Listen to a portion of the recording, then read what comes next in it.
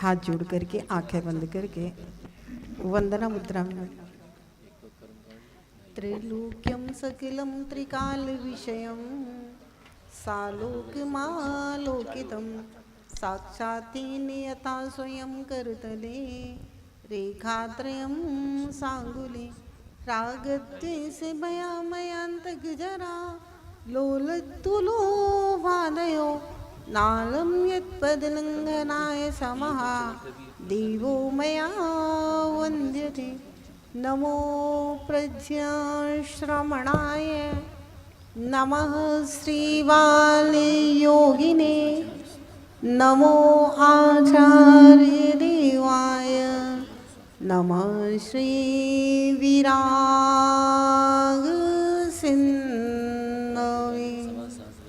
नमः श्रीविशुद्धसिन्धवे नमः श्रीविनम्रसिन्धवे। जय बोलिए अनंतानंत पंच परमेष्टि भगवान ने की, देवादिदेव एक दृढ़ से आदिनाथ भगवान ने की, देवादिदेव एक दृढ़ से चिंतामणि पार्श्वनाथ भगवान ने की, अंतिम तीर्थेश वर्तमान शासन नायक भगवान महावीर स्वामी की, परम पूज्य गणाचार्य गुरुदेव जी 108 विराग सागर जी महाराज की, परम पूज्य श्रवणाचार्य गुरुदेव जी 108 विशुद्ध सागर जी महाराज की, परम पूज्य उच्चारणाचार्य गुरुदेव श्री 108 विनम्र सागर जी महाराज की, अहिंसा परमो धर्म की।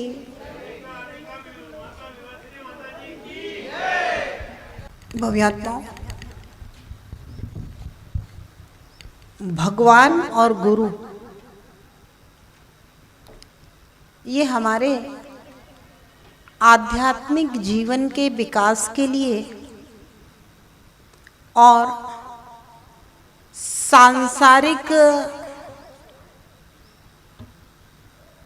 जीवन में निर्विघ्न सुख शांति और समृद्धि के लिए महत्वपूर्ण वस्तु है। दो चीजें हैं, एक संसार, दूसरा परमार्थ। और परमात्मा और गुरु ये दोनों चीजें हमारे जीवन के लिए बहुत आवश्यक है। लोगों को लगता है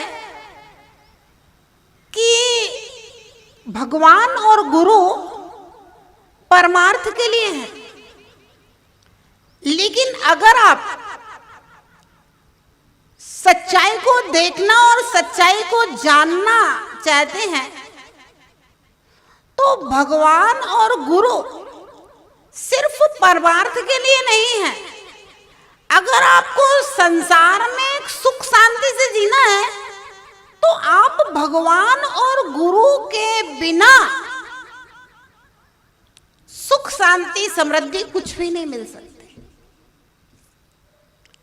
क्योंकि एक घटना आपने सुनी होगी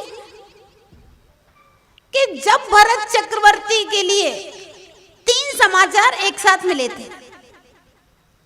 भगवान ऋषभदेव को केवल ज्ञान हुआ है, आयुधशाला में चक्ररत्न प्रकट हुआ है और महलों में पुत्र रत्न की उत्पत्ति हुई है। उस समय चक्रवर्ती भरत ने अपने गले का हार उतार करके सबसे पहला उस सेवक को दिया था जिसने ऋषभदेव के केवल ज्ञान का समाचार दिया। उसके बाद जिसने आयुधशाला के चक्र रत्न का समाचार दिया उसको इनाम दिया। फिर उसके बाद पुत्र रत्न की प्राप्ति हुई, उसको इनाम दिया। इनाम तो तीनों को दिया था, लेकिन उन दो के मन में ये आ गया कि पहले इनको क्यों? मैंने आपके चक्रवर्ती बनने का शुभ समाचार दिया है, दूसरे ने कहा मैंने आपके पिता बनने का शुभ समाचार दिया है, राजपुत्र युवराज की उत्पत्ति हुई है महलों में। केवल ज्ञान तो ऋषभदेव को हुआ है, इससे भरत को क्या फायदा होने वाला है? भरत के क्या फायदे हैं केवल ज्ञान होने से? लेकिन गले का हाथ पहले जिसने केवल ज्ञान का समाचार दिया उसको दिया। चक्रवर्ती भरत का सोच था, विचार था, श्रद्धा थी, आस्था थी। केवल ज्ञान की उत्पत्ति धर्म पुरुषार्थ का फल है, चक्र रत्न की प्राप्ति अर्थ पुरुषार्थ का फल है, और पुत्र रत्न की प्राप्ति काम पुरुषार्थ का फल है। भले ही केवल ज्ञान ऋषभ देव को हुआ है, मुझे नहीं हुआ है। चक्रवर्ती बनने का समाचार मेरा है और पुत्र रत्न मेरे घर में हुआ है, लेकिन चक्रवर्ती का सोच था धर्म पुरुषार्थ का फल अर्थ पुरुषार्थ और काम पुरुषार्थ के रूप में संसार में मिलता है, और धर्म पुरुषार्थ का फल आगे बढ़कर के मोक्ष पुरुषार्थ के रूप में परमार्थिक प्राप्ति होती। मतलब धर्म पुरुषार्थ जो पहला पुरुषार्थ है, अरे भाई मोक्ष पुरुषार्थ को पहले कह देते। चार पुरुषार्थों में जो शाश्वत नीति हमारे आगम में आई है, धर्म अर्थ काम मोक्ष, पहले मोक्ष पुरुषार्थ रख देना चाहिए था, फिर धर्म रख देते। नहीं, क्योंकि धर्म पुरुषार्थ दोनों काम करता है। आपके अर्थ पुरुषार्थ और काम पुरुषार्थ की सिद्धि का अगर कोई कारण है तो धर्म पुरुषार्थ, और आपके लिए भविष्य में मोक्ष पुरुषार्थ का अगर कोई कारण है तो वह भी धर्म पुरुषार्थ है। इसलिए सबसे पहले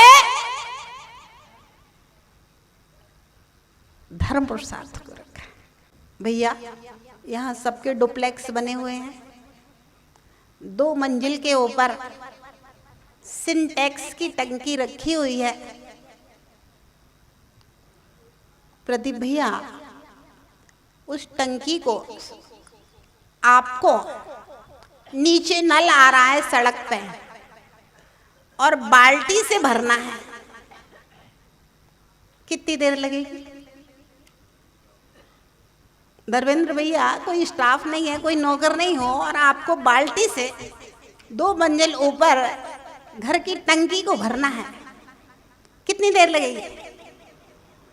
है प्रदीप जल्दी कर दे।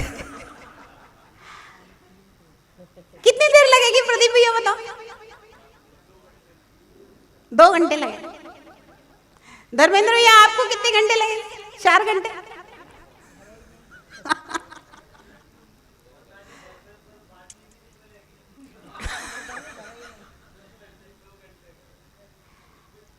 आपके अपने घर के ऊपर की टंकी को डीके भैया अगर भरना हो और बाल्टी से पानी ले जाना है 2 मंजिल चढ़ा करके, कितनी देर लगेगी टंकी भरने में?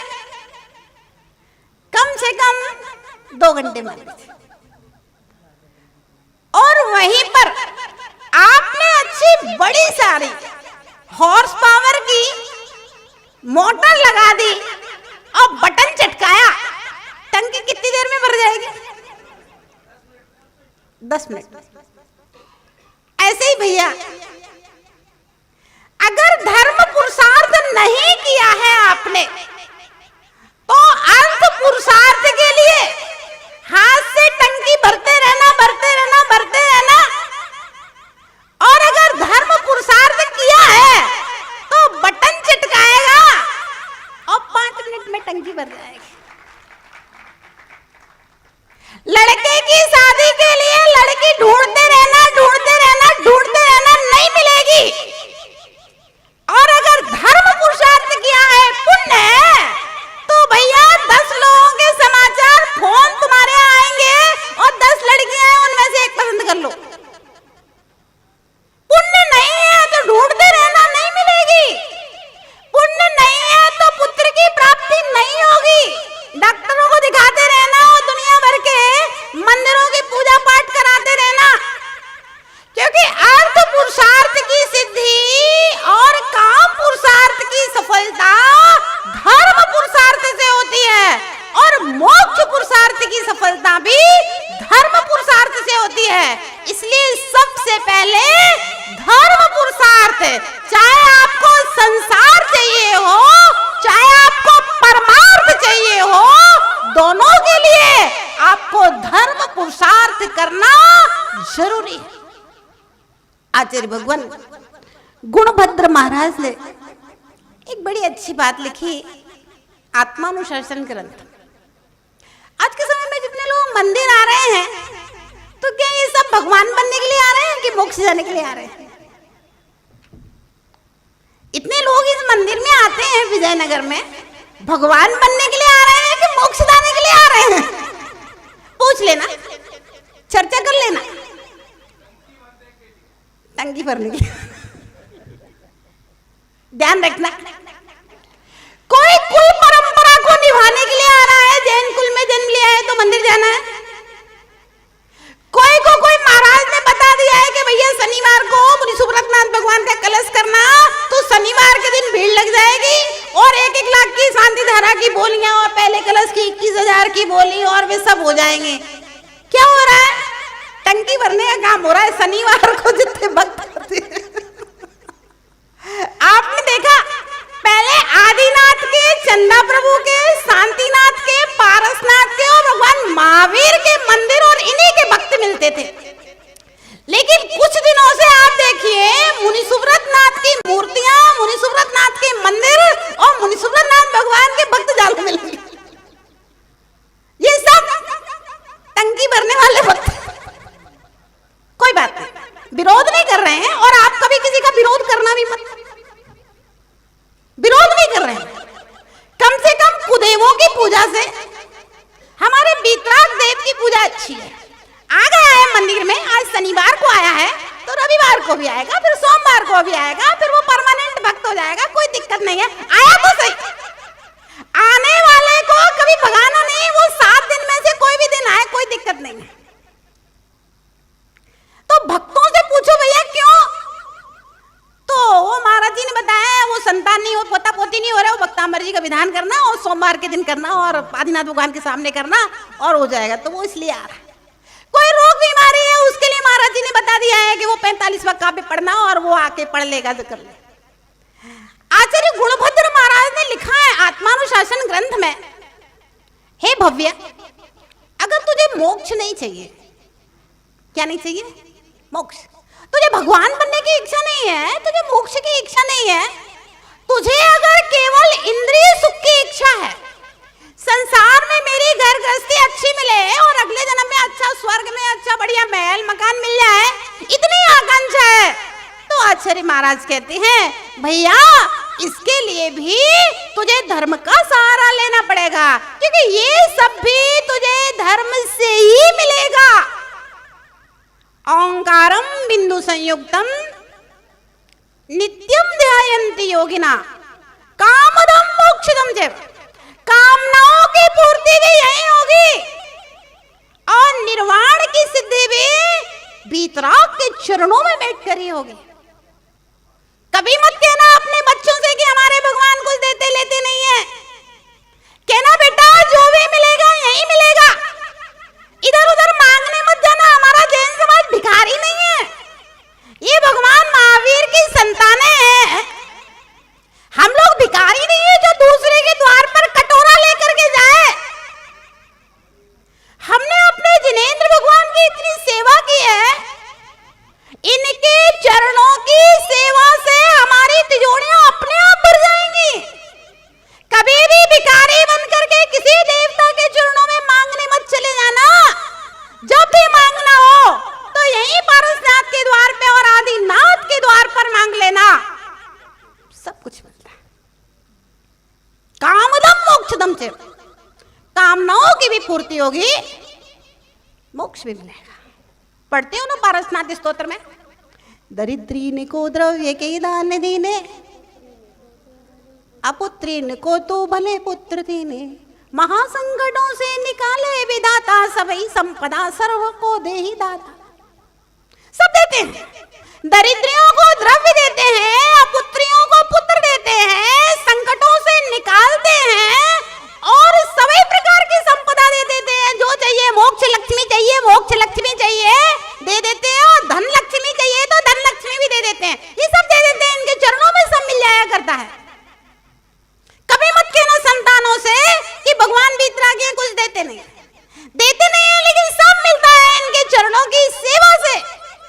विश्वास मानना। संसार चाहिए तो संसार भी मिलेगा, परमार्थ चाहिए तो परमार्थ भी मिलेगा। कभी भी सेवा को छोड़ मत देना।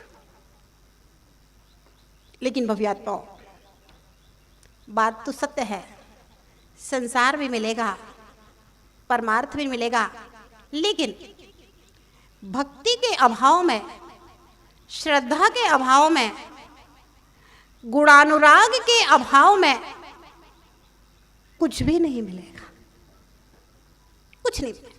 समझना पड़ेगा। गुरु को अपना दोस्त मत समझो।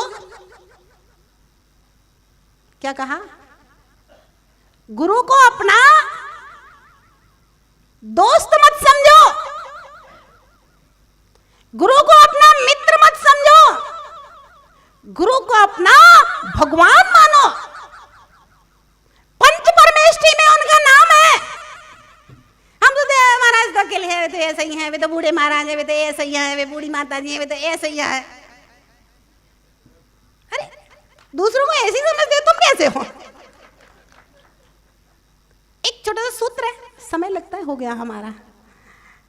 ना निर्ग्रंथ्यात् समम तपा, ना निर्ग्रंथ्यात् समम तपा। निर्ग्रंथ अवस्था के समान संसार में कोई दूसरा तप नहीं है। निर्ग्रंथ अवस्था के समान संसार में कोई दूसरा तप नहीं है। इस बात के ऊपर हमारी श्रद्धा होना चाहिए और हमारा विश्वास होना चाहिए। और जब आपको विश्वास होगा कि इस निर्ग्रंथ तपस्या की कैसी तपस्या है, तब आपको लगेगा कि ये गुरु गुरु नहीं, ये पंचम काल के चलते फिरते धरती के देवता हमारे भगवान है। भव्यात्माओं, समय आपका हो गया। आगे हम लोग कल देखेंगे कि निर्ग्रंथ अवस्था संसार का सर्वश्रेष्ठ तप किस प्रकार से है। इस विषय को हम लोग कल लेंगे, क्योंकि आचार्य महाराज जी को सुनने के लिए आप सब आए हो। लेकिन जीवन में एक बात ध्यान रखना, धर्म पुरुषार्थ से ही आपका दुकान चलेगा, धर्म पुरुषार्थ से आपका परिवार चलेगा, धर्म पुरुषार्थ से आपका घर बनेगा, घर चलेगा, धर्म पुरुषार्थ से आपका जीवन चलेगा, और धर्म पुरुषार्थ से ही आप एक दिन भगवान बन जाएंगे। जय बोलिए महावीर भगवान की जय।